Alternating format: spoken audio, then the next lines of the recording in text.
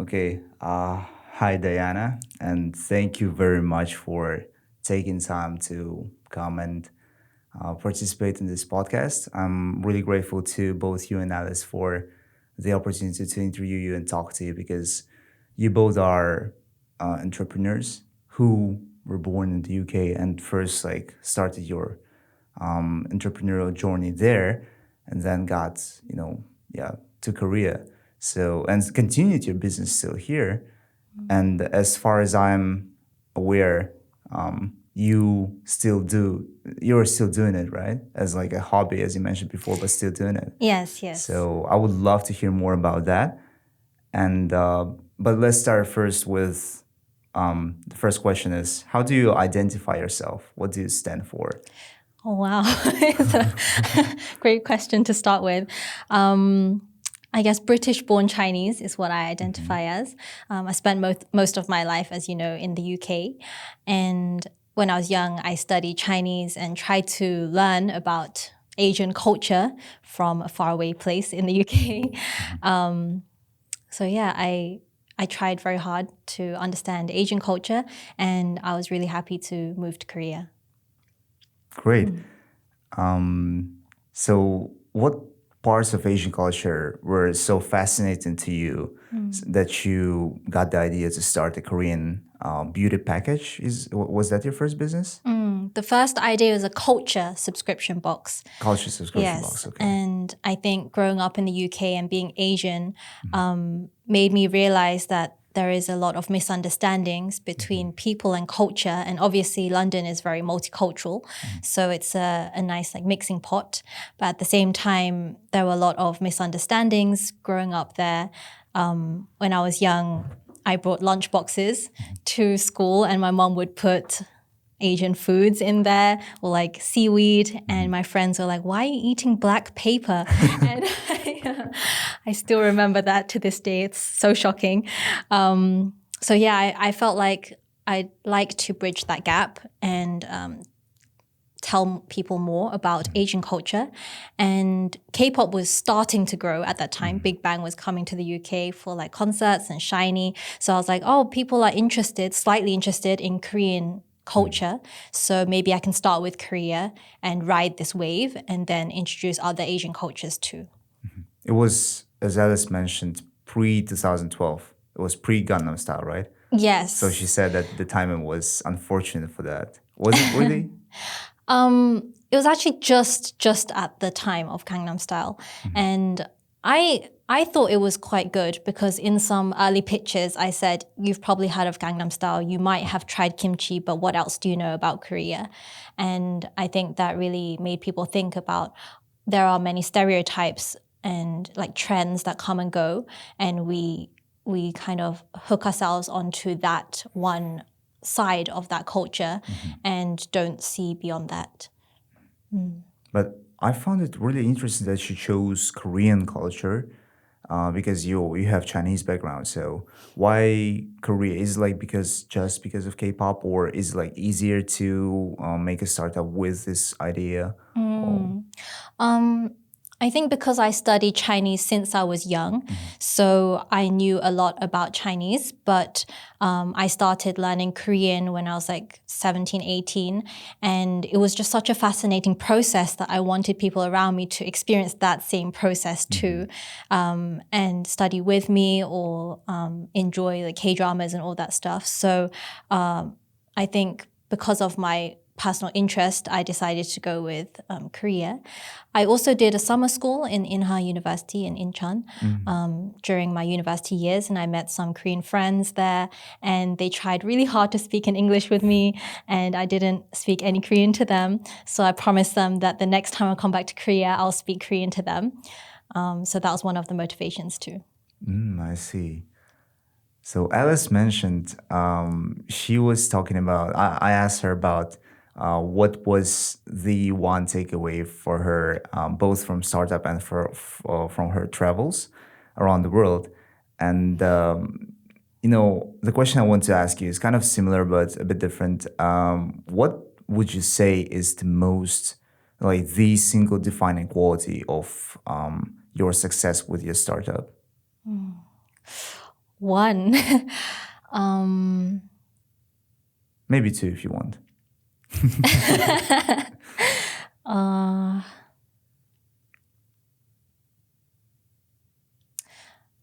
Two. One would be like determination. We're just so determined to make it work that we would just find any way or method or strategy to overcome the obstacles. And secondly, I think the team was really, really important and definitely wouldn't have been able to make it this far without them. By team, do you mean like the two of you with Alice? Yes, the two of us and also the other content creators that we had at the time and managers and marketing team, really helped us. Yeah. So, like, do you mean Techstars involvement? Yes, Techstars too. Yes. Okay. Yeah. I was a bit confused. Like, how was Techstars related to your startup idea? Because it's like Techstars, right? So they have a focus on tech. Did you have any like tech part of your business that they were interested in? Actually, we also had the same concern at the beginning when we were trying to apply, but they emphasized that it was called Techstars, but they were open to products and e-commerce too. So we're really grateful for that. But at some point during Techstars, we actually did two back-to-back. I don't know if Alice mentioned that. We did Techstars Korea and we did Techstars Boulder too. It was back-to-back, so it was 3 months and then maybe like a couple weeks break and then another 3.5 months or so. And during the first Techstars in Korea, we were working on the product side, and then we had like a massive pivot. I don't know if you can call it a pivot. It was just a complete like business change.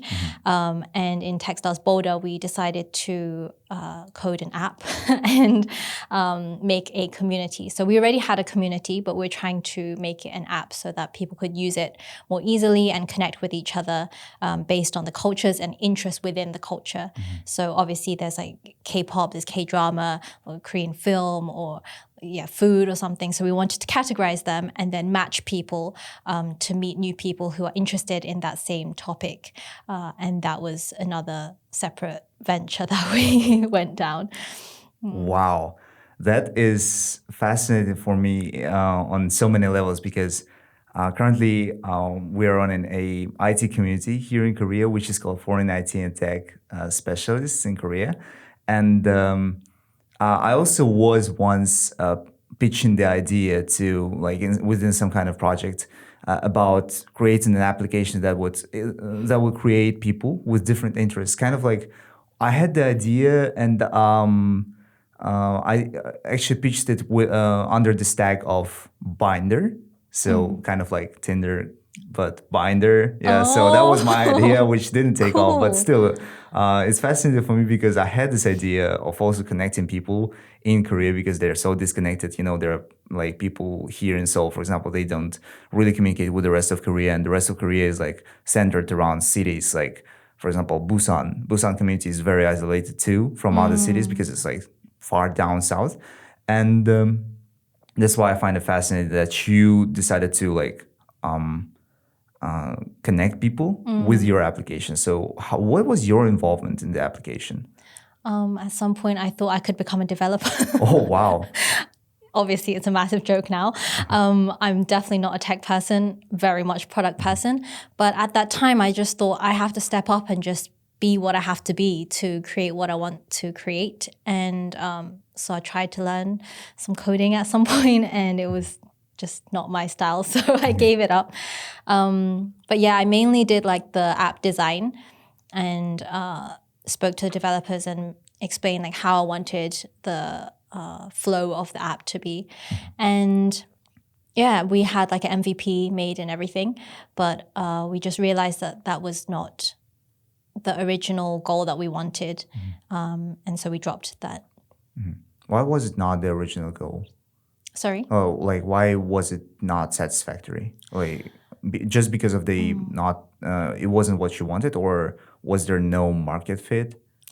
I think there was market fit because we had built quite a big community already, and they were excited to use the app. But I felt like this was not what I was passionate about. I love product, and my original idea was it was actually just a hobby, and I just loved making these gift boxes, and it felt like I was packaging these presents to friends that I may not know, but I enjoyed that process. And over time, through business, this whole thing morphed into this big business that I didn't really want it to be.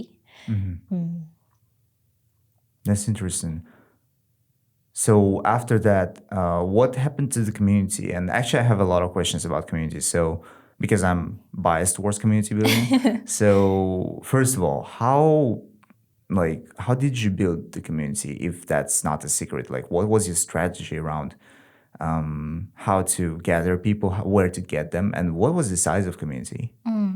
There was no secret to it, I think. It was so organic because I was one of them, people who are interested in Korea. And first it started off with K-pop. My friends were interested in K-pop, so I just started listening to it. Then I traveled to Korea, and I realized that a lot of those friends cannot access Korea or have the privilege to visit Korea from the UK, so far away and expensive. And so I thought like there are so many cool facets of Korea that they can't see. So I wanted to bring that to them. And there were already existing communities like on Facebook at the time, like Facebook groups with a lot of people interested in K-pop. So I would just post things like, oh, this is my travel from Korea. Like this is what I saw. And, if there's a new like K-pop song, we would discuss it in there. So there was already a community, quite a big community, like tens of thousands in the UK only about K-pop. And then once we started the business, I had like a big launch party, and I invited people from that group. And so they slowly kind of shifted into our community, and it just grew a lot organically, word of mouth and through Instagram. And then what happened to it after you decided to abandon the project? Abandon the app The app, idea. yeah. Alice and I just had a massive burnout situation. I think it was a lot accumulating to that point, but also with the Techstars back to back, it was too much workload for us. I was working like 18 hours a day, sleeping like 3-4 hours each night for about 7 months or so in Korea. And it just accumulated so much that at the end of the Techstars Boulder, we decided to take a break, maybe like a week, we decided, because we never took a weekend off. Like for me, I don't remember having one full day off for about 6 years, 5 or 6 years. And so we said, we just have to take this break. And at that time, we had massive epiphanies. Like, is this really what we wanted? We had that space to think about what we wanted to do. And that was when we decided we had to drop the app idea. But just before that, we had an opportunity to join some kind of coding academy thing to continue to grow that app and develop it. And so we were at this point where, do we deal with our burnout and take a break, or we just suck it up and just join this coding academy thing? But thankfully, we decided that we had to take care of ourselves first. That's really a reasonable decision, because from what Alice told me, it was also like basically the same situation, a lot of work and not having a day off for, yeah, basically like, as you said, 6 years, which is tough. And I wonder, I asked this question to Alice too, but I want to hear your perspective. So what do you think was there between you and Alice that made you work as a duo? I think our personality really was well matched.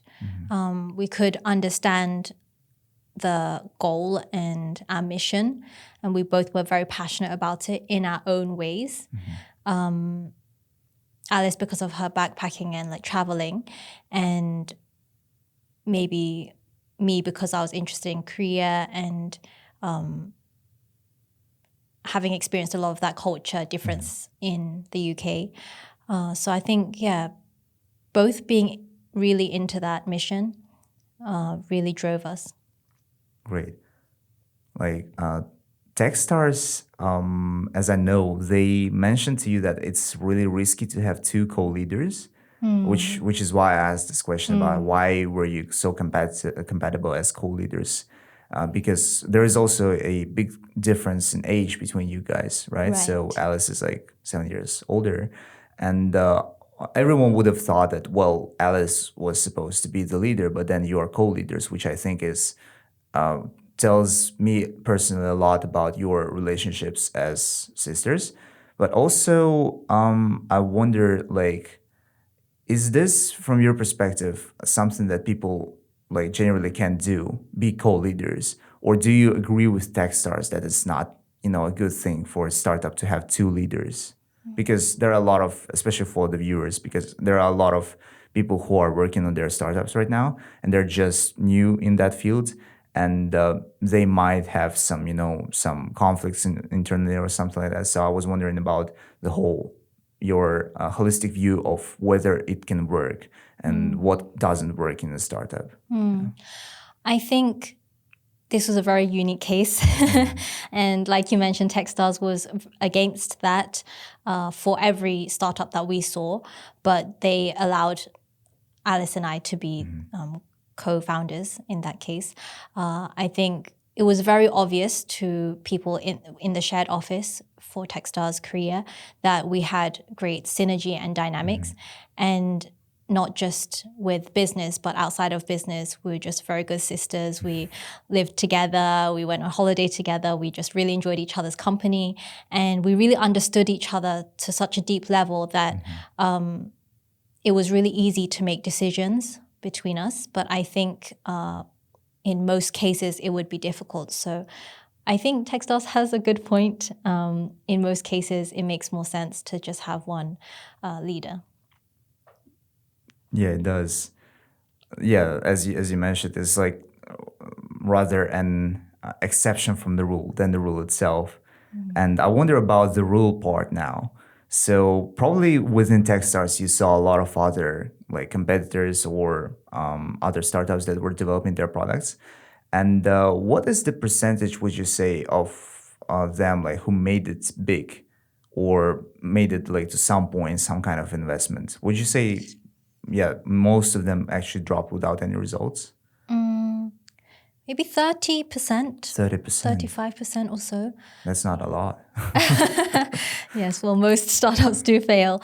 But I think because Techstars chooses the startup based on the people, not really the startup idea as such. So a lot of these people end up starting something else or doing something else, getting involved in a different project, starting different business, investing, things like that. So I believe that, yeah, it's made of the people, and we all become valuable connections to each other for our next ventures too, since Techstars is kind of for life. That's what they say. So yeah, I guess whether they become successful within that group, what is right, like cohort, or not, then I guess, yeah, it was about 30 to 35%. So, what are the definitive features of those startups who made it in that 35% within your cohort, let's say? Or what are the success criteria for them? Like, why do you think they became successful? I think a lot was networking, Networking. knowing the right people, and a lot of them were. We had like these weekly sessions where we would mention all of our goals for that week, and the next week we would go over what we achieved from the last week. And I think a lot of the companies that managed to achieve those goals were able to do really well. And I think they just kept their heads down and just focused on these micro goals, I guess. So just like milestones, and Right. following them every week. Was it like between you founders that you gathered together and just exchanged this information, or was it like reporting to Techstars? It was kind of reporting to Techstars. They would organize it, and then we would freely talk about what our goals are. We'd have like 5 minutes or so to discuss, and we can mention like what problems we have, and so other founders could help out with those problems too. Oh, so you collaborated with other founders, right? Yes. So what was your like collaborations? What did you collaborate on? Because it's like probably most of them were tech related or something because of the Techstars name, but you were doing a like a kit, right? So a completely different product from them. So how did you collaborate between each other? There was one mobile game app. Well, they were like coding the mobile games, and they were testing out filters at the time. And so we made like a small collaboration where our followers could go onto their app and see like a Korean background or some kind of filter, special filter related to Korea. But originally they were just doing other themes, like nothing related to Korea or culture. And so we did this small like collaboration to test out like the audience and also move some of our followers to their app. It was pretty fun, and yeah, it was a nice collaboration. How did that happen? Like, did you just strike a conversation with them out of blue? I don't remember now, but yeah, I think it just happened very organically, and I was just thinking like, how can we help each other within the cohort, and that just came up. Okay, that's interesting because I think many founders they struggle with finding collaborations and also finding ways to just pitch their idea to other startup. And how do I do that? So I think my question here is, how do you network as an introvert? How do you approach people as an introvert? Because Alice, she's an extrovert, right? She used to be an introverted person. Now she's an extroverted person. So for her, it's kind of like easier to approach people, and she also has networks, so she probably knows people who know some other people, so she can definitely connect in that. But you, as an introverted person, how do you do that? I think to begin with, I used to do a lot of interviews like this, actually. We had a monthly magazine, and every monthly magazine had a highlighted interview. So I did a lot of interviews, and I met a lot of people through that.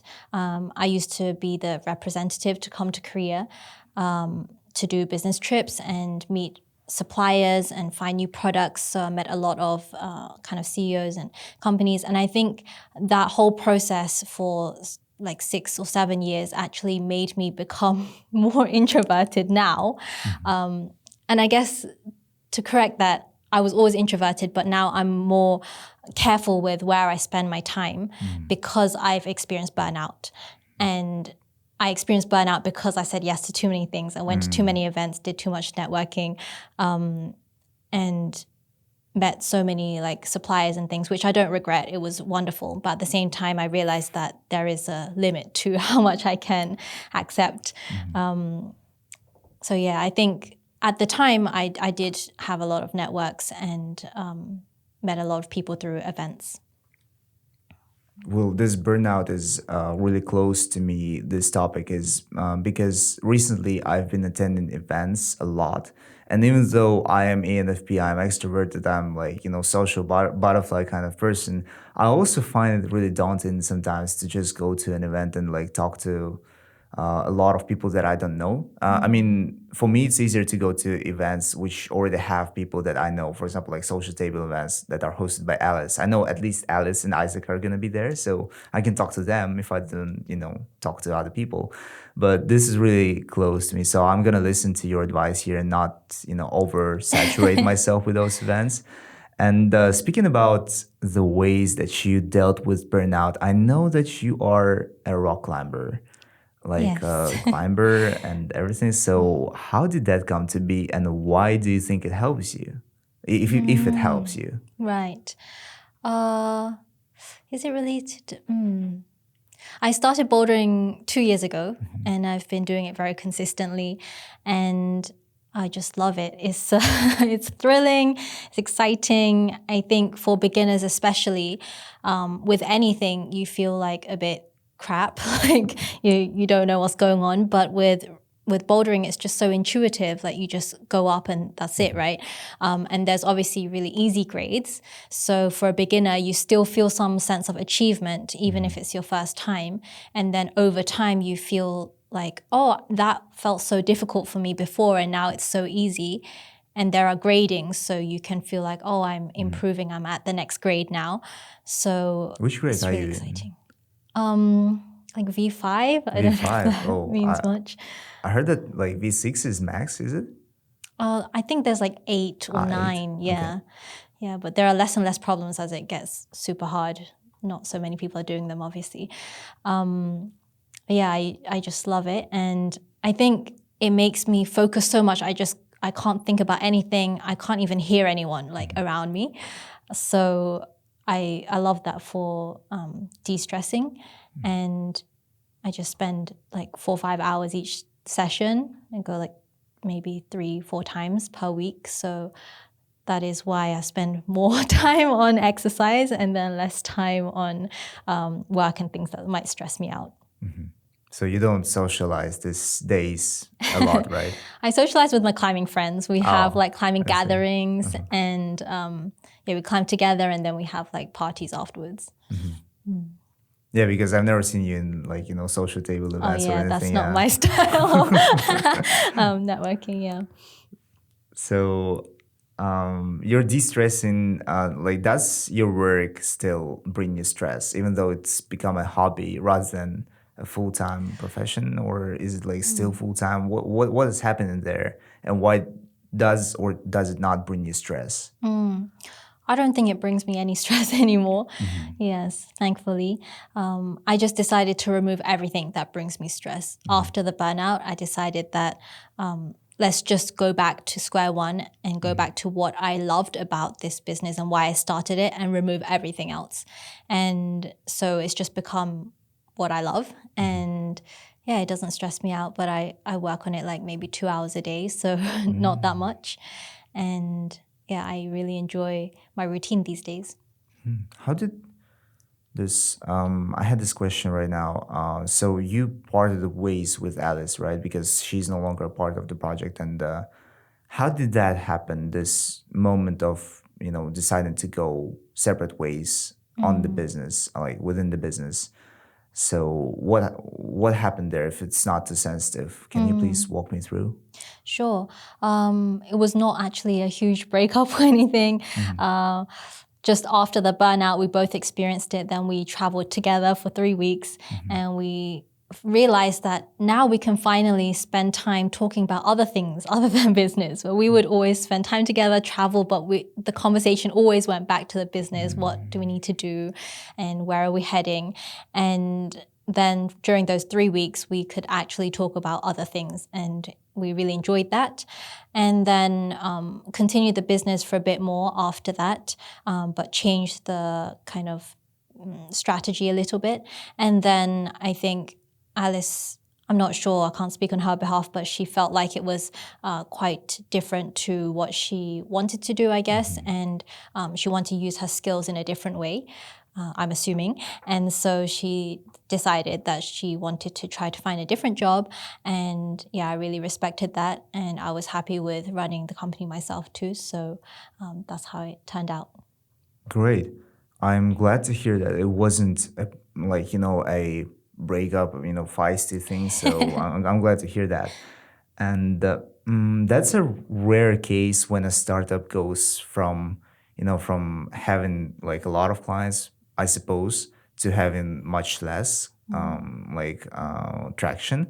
So that's a rare case, and I wanted to hear you if you can tell me, how do you downscale a startup? I know that everyone is focused on upscaling, going higher and higher, getting more and more investments, but how do you go back to this level and still like maintain it so that you have enough money from it, but it's not bringing you as much as you used to before?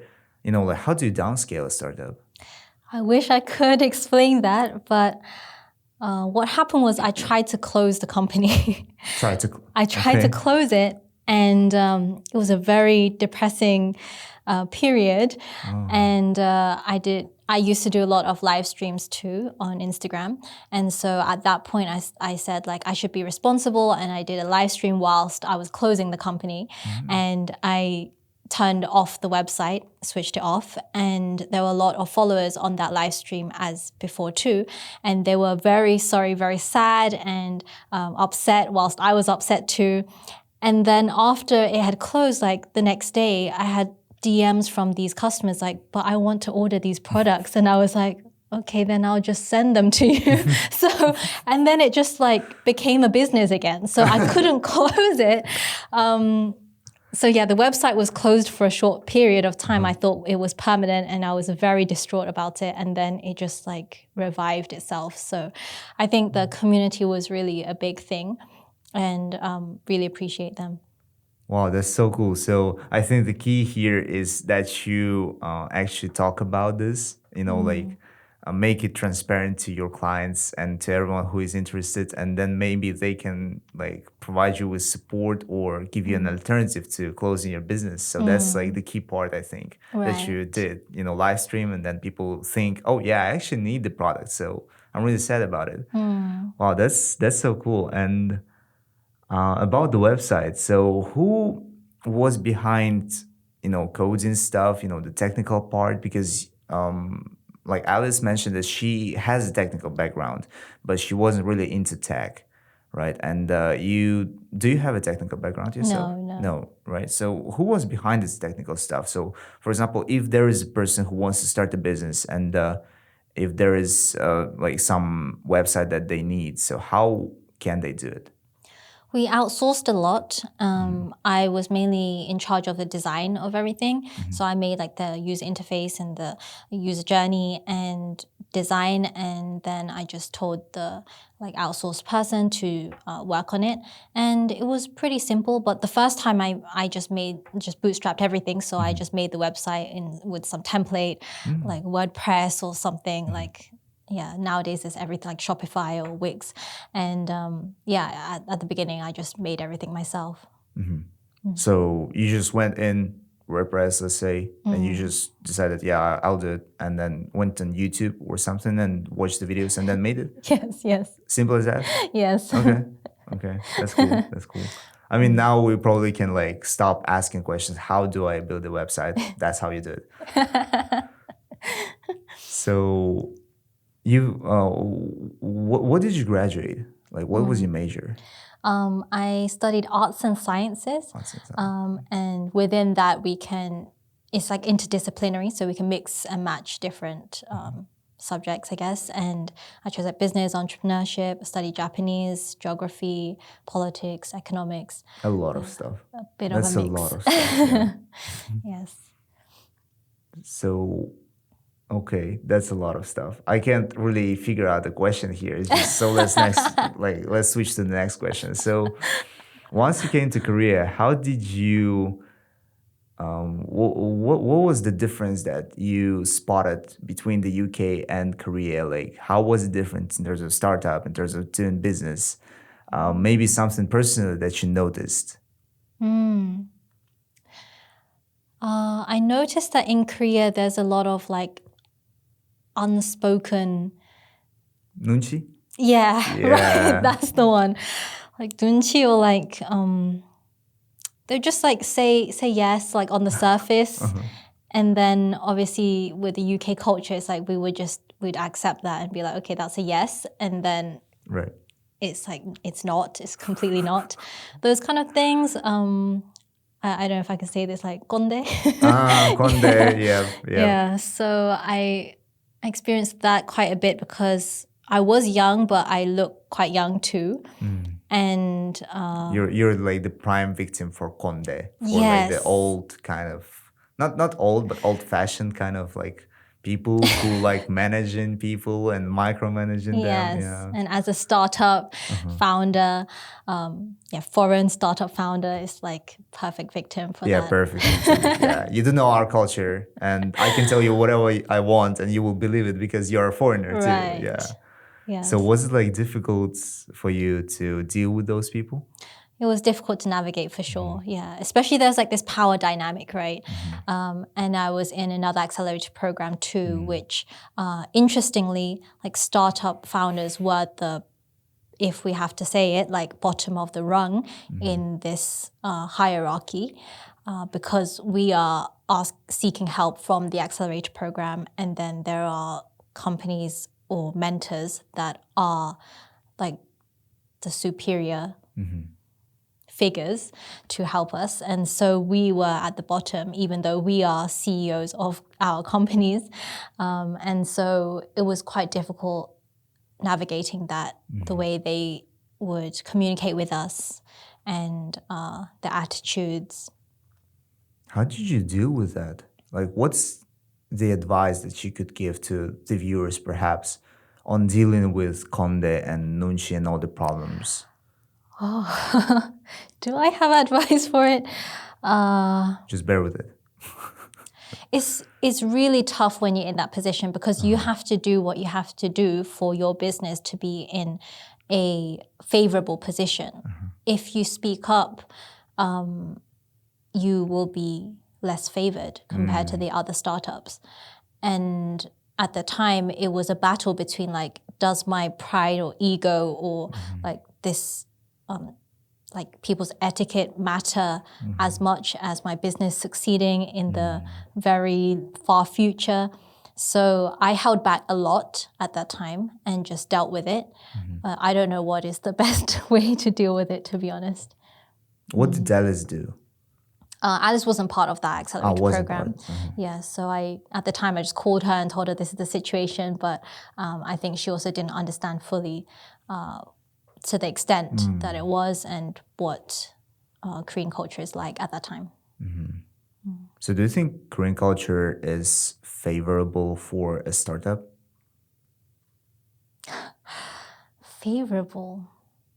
Or like, let's not say favorable, but is it a good place to start your business, or should you perhaps start somewhere else and then maybe expand to Korea? I think these days Korea is getting better in terms of startups here, foreign startups here, because the government is putting a lot of effort into growing that, growing more startups here. But I think at the time it was really difficult in terms of getting the visa and the whole process, everything being in Korean. The systems were very rigid and old. I'm not sure now, but I assume it's improving. But there are a lot of like startup spaces, and the startup community is really nice. I think it's not a bad place to start up a company if you have someone who can speak Korean on your side, or if you can speak Korean. I think that is a huge advantage. Right, it is. Actually, a comment on what you said, that startup scene is definitely changing. So especially thanks to people like Rizzo, for example, he's a leader of foreign entrepreneurs in Korea group, and he's changing the landscape because he's also from the UK, and so he speaks both Korean and English, so he can connect the two. And also the government is making steps towards that. So yeah, I understand it's getting better. It's getting easier. A lot more foreigners pay attention to Korea and come to Korea to start their businesses. So it's I see these days, even on LinkedIn, a lot more job postings from people who are like not from hirers who don't require Korean even to work. So I see it changing, although still some places are quite rigid. So even some of the programs for startups, they only have like pages in Korean and like instructions in Korean. And I know that, yeah, I come to Korea, so I kind of am obliged to speak Korean, local language here, yes. But, you know, it's a Business startup. Korean is different. Business Korean It's is different. And it's like on another level, you Yeah. know. I can talk daily, but every time I have an interview in Business Korean, or every time I like read Business Korean, I'm like, nah. Nah. And even Koreans themselves, they say, I cannot understand some of the words. And I just make it like because of the context, kind of like guessing Right. the meaning of the word, like we do in our own languages. So how did you deal with this Korean language struggle? I studied really hard, and I had like one-to-one lessons. I had to do some presentations and pitch in Korean, so memorized a lot of things just didn't really sleep much, basically. Wow. I just sacrificed my sleep and memorized a lot. Okay. So, wow. So you started with pitching your things in Korean, like your ideas in Korean. In Korea, yes. That's a hard start. Yes. That's like a very steep learning curve. Yes, and I was invited on some Korean TV shows too, and I had to memorize these things. And the filming of these shows are like 5-6 hours for like a 1 hour show that you watch on TV. So like I'm just sitting there for like 5-6 hours, and in my head I keep like repeating this script that I memorized. And you know, like if you memorize something and you stumble in the middle, you like lost it and you feel like you have to start from the beginning, right? So it's difficult, but also it was filmed obviously, and there's like more than 300-400 people on the set, so it was a lot of pressure. So yeah, losing sleep over that too. Wow, that's so cool. So your level of Korean now, what is it? I think conversational is completely Conversational. fine. And the business, I'm not sure if I ever will get there with business. Same here. It's just something that, like conversational, I get practice. I talk to people and everything, and with my colleagues too. But business level is just only business people in really serious settings use it. So it's really difficult to get the real world like practice in business Korean, because it's just not out there. And I try to find courses in business Korean, and everyone's like all the teachers I found, they basically teach conversational Korean. And business Korean is difficult to teach because you have to first master conversational Korean completely, so that then you can peek into business Korean, which is quite difficult. So would you say that now you are comfortable with what you have with this level of Korean, or would you recommend people who come here for startup to learn Korean? And how would you recommend to learn Korean? Because I have no clue myself. I came here 8 years ago. I started living here. I started talking Korean. That's it. And I'm still at this level. Right. Yes, it's really hard to like step up at a certain point, right? I think, I took a lot of online one-to-one lessons, and I think being aware of your pitfalls, like we are aware that our business Korean is a problem, then I always keep requesting to my tutor, like, this is the part that I want to improve on. Can you make like a role-playing situation? Like I have to actively explain what I want. But as a complete beginner, obviously you have to go through verbs and nouns and adjectives, and there's like a good flow of how to study Korean. But at this point, you have to just be very aware of what your strengths and weaknesses are and request those parts. So these days I'm studying like Korean through news articles, and that's cool. Yeah, it's also difficult. It is. Because publicistic, this journalistic Korean is also different. Right. And it's like so many different parts that are like you have to know them together in order to be viable in this market. So I thought I had the question, and it flew out of my head. No problem. So do you plan to stay in Korea and continue doing your business, or maybe you want to relocate somewhere else? I plan to stay for at least short or medium term. I really like my life here, and I think just moving countries is such a massive deal. It's bigger than I could have imagined, all the things that you have to deal with. Not just culturally, but also settling down, making friends, and visa things, bank things. There's just so many like endless list of things to like understand. It's not just the language, but the system too. Right. And so, I put so much effort investing in that, and I really enjoy my life here. So I think I like to travel a lot more in Asia and just keep Korea as my base. Well, that sounds feasible. What visa do you have? I And am how did you get it? D8. D8? Yes, Is it that is like a startup visa? startup visa, yes. So basically, how do you apply for that visa? You have to have a startup preparation visa at first, and it lasts for like 6 months, I think, or you can renew it for some period. And then during that time, you work on your business, and once you establish it as a corporation, you can't establish it as anything else, like private company or something. It must be a corporation, then you can apply for that visa. So you have a corporation. Yes. You are the head of a corporation. Yes, right. Like Chebol, basically. well, head of a corporation. Let's leave it at that. Not at that level quite yet, yeah.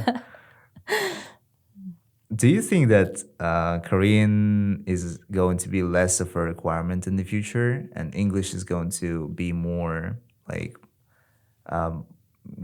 be more usable?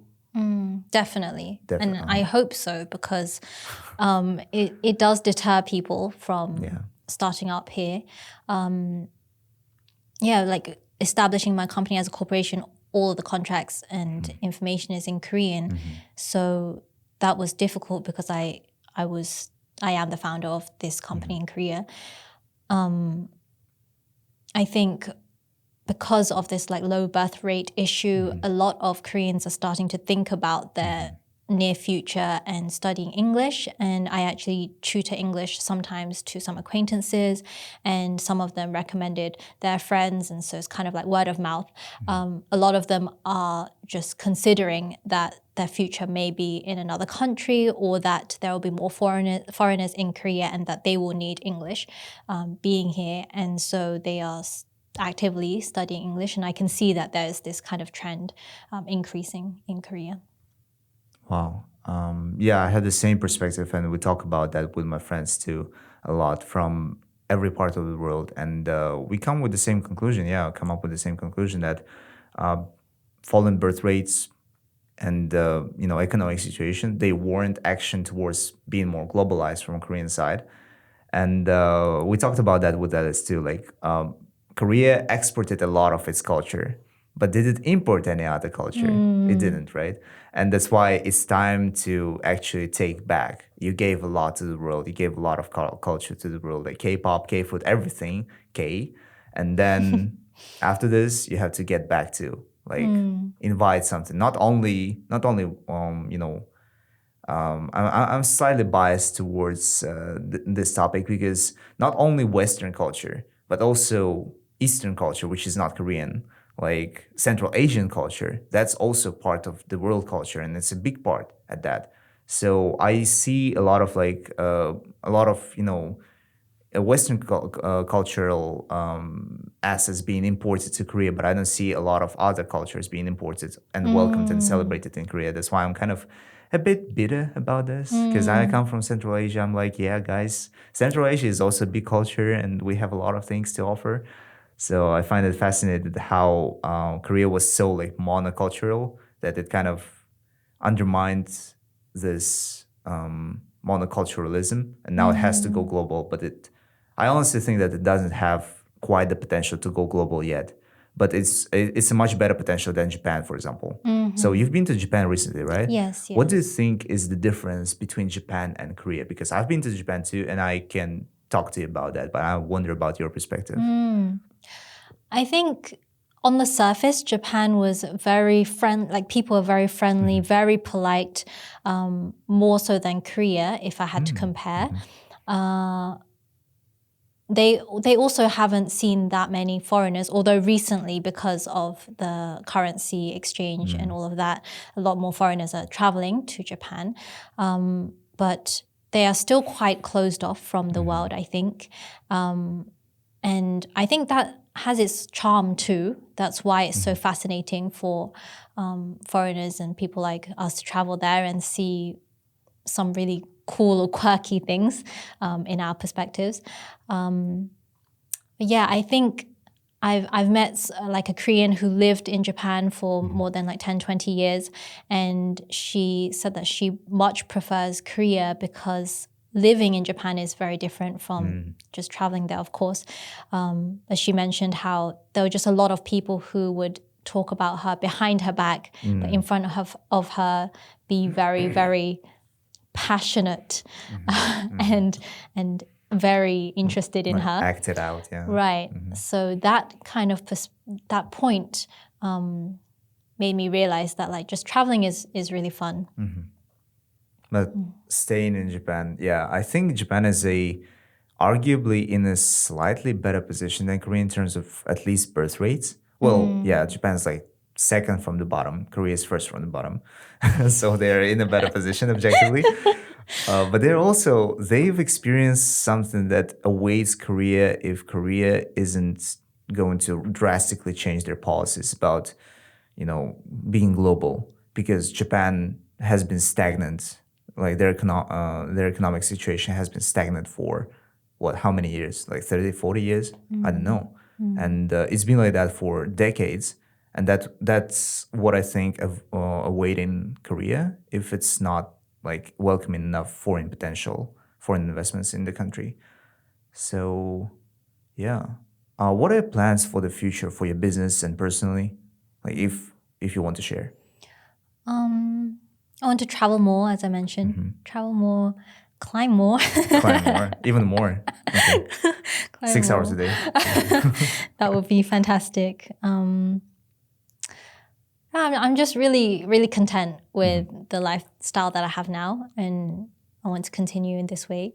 I don't have any huge major changes that I want to make for my future. Recently, I started dancing too, salsa bachata dancing, and I want to get more into that, and I just enjoy life more. Nice. Yeah. Good stuff. Well, now I think is the time for the new rubric that I want to introduce to the podcast, which is open mic. So if you want to say anything or promote anything or whatever you want to say, unless it's, like crime related. Yeah. So yeah, whatever you want to say, it's your open mic. Oh, is there a time limit? No. A couple minutes? Oh, really? I think maybe a lot of viewers or listeners to this podcast would be startup founders or interested in this space. And I think I've been running this company for 9 years now. And I think being really passionate about your business is obviously a given in order to survive and overcome obstacles. At the same time, please be very aware of burnout because it's very irreversible, the effects. And I felt like this chronic fatigue for a long, long time after that too. And I think business is one thing. You want to go big, whatever your goal is. You want to make big money. You want to be famous, whatever. That should never trump your health. And maybe try climbing if you're stressed. Okay. Well, Diana, it was really nice talking to you, and I'm really excited to have had both of you on the podcast. So you're really wonderful sisters, and I can see why you worked so well together. And thank you very much for your time. Thank you for giving so many insights about business and sharing your personal stories and your business stories. I hope to get a second part with both you and Alice, if that's possible in the future. And I hope that you're open to it. So, For sure. Yeah, definitely. Thank you very much for your time, and I hope you enjoyed the podcast. Yeah, thank you so much. I really enjoyed this conversation, and you're an amazing host. Oh, thank you. Thank you. You're flattering me. Thank you.